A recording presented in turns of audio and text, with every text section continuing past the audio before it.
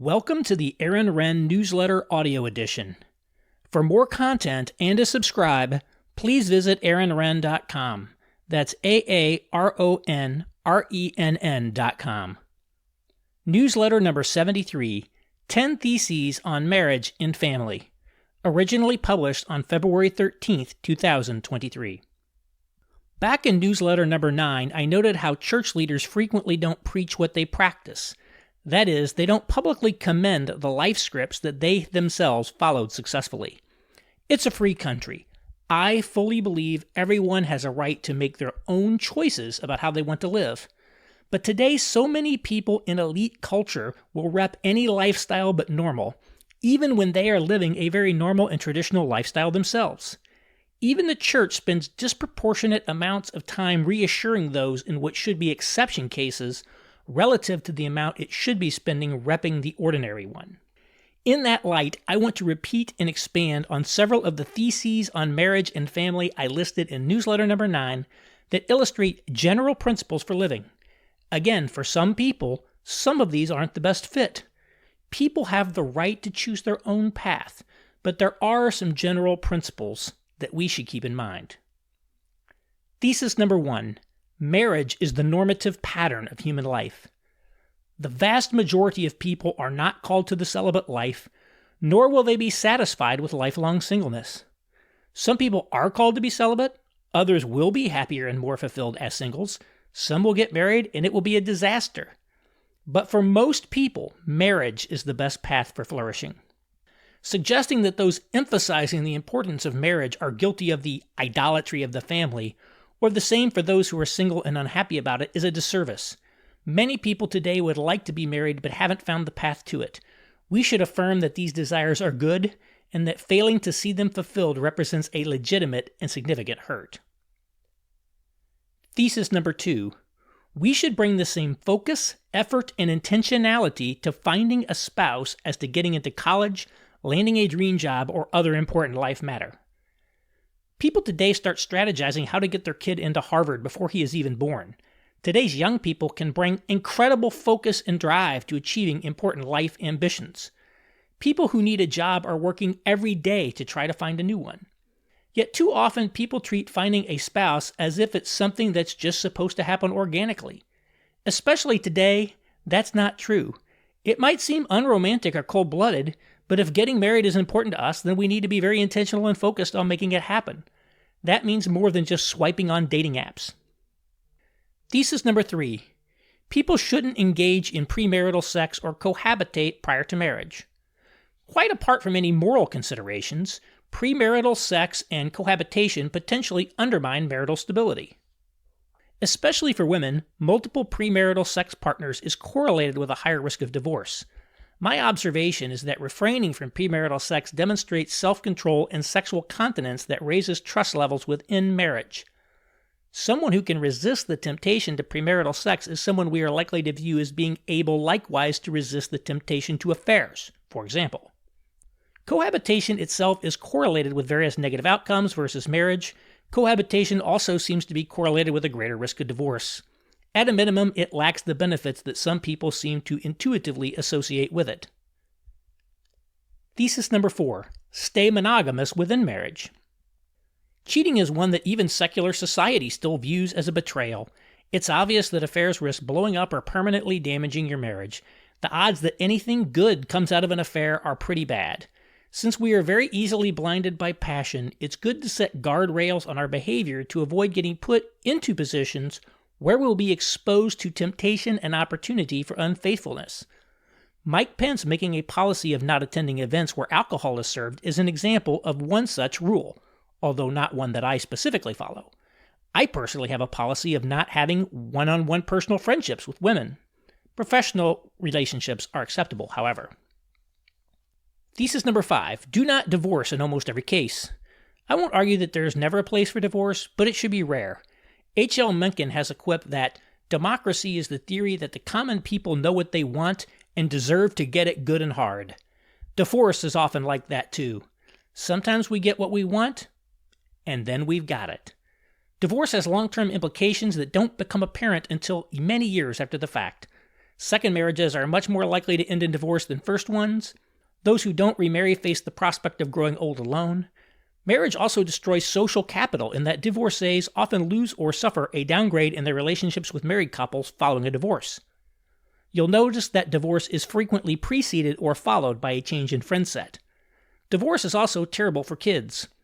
While parents can conceivably move on, the kids have to deal with the fallout of a divided family forever.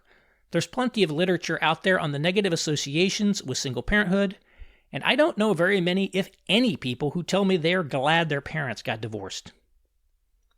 Thesis number 6. Relationships are more stable when they exhibit modest hypergamy. It's pretty well established that women want to marry someone they at least see as an equal, assortative mating, or ideally above their status at some point. Hypergamy. I recently linked to a study from Norway, the world's most gender-equal country, that once again demonstrated female hypergamic mating preference. Women tend to marry men who are older, taller, make more money, etc. Inverse hypergamic relationships are unstable. It's generally not a good idea for men to marry up. When men lose their jobs, their divorce risk goes up. When his wife starts earning more money, that leads to marital unhappiness. Now, a man can marry a woman who is more physically attractive than him.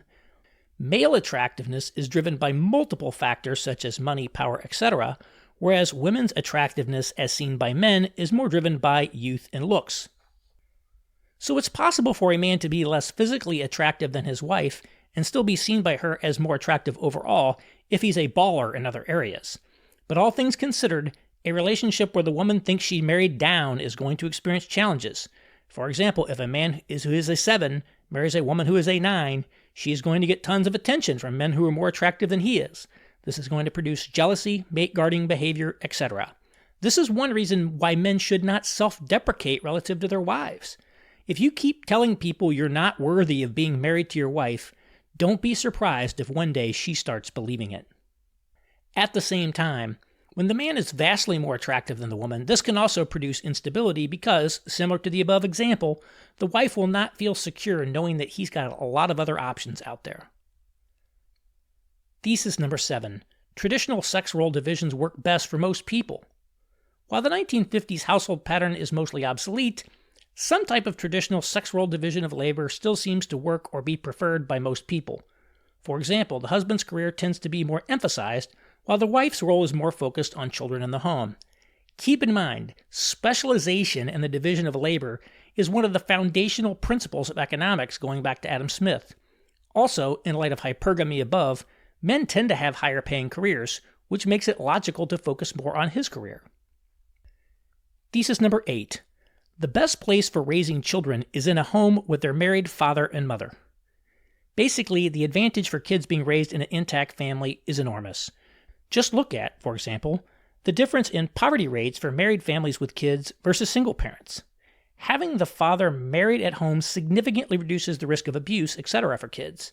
As sociologist Brad Wilcox wrote, quote, "Children who grow up with their fathers in a married household are significantly less likely to be sexually abused, to end up in prison, or to become pregnant as a teenager. Communities that have lots of fathers at home are markedly safer than communities where fathers are absent from the home." Unquote.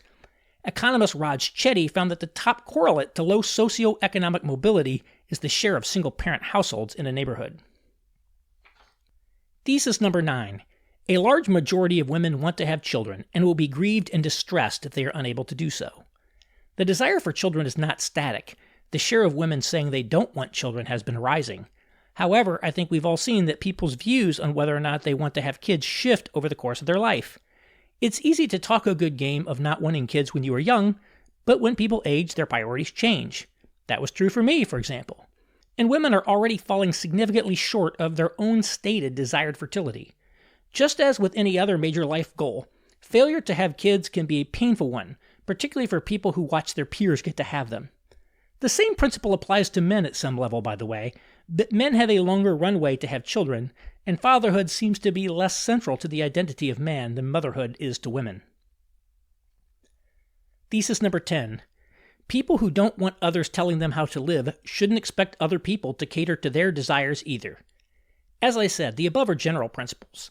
They don't apply to everyone, and I fully affirm people's right to make their own choices.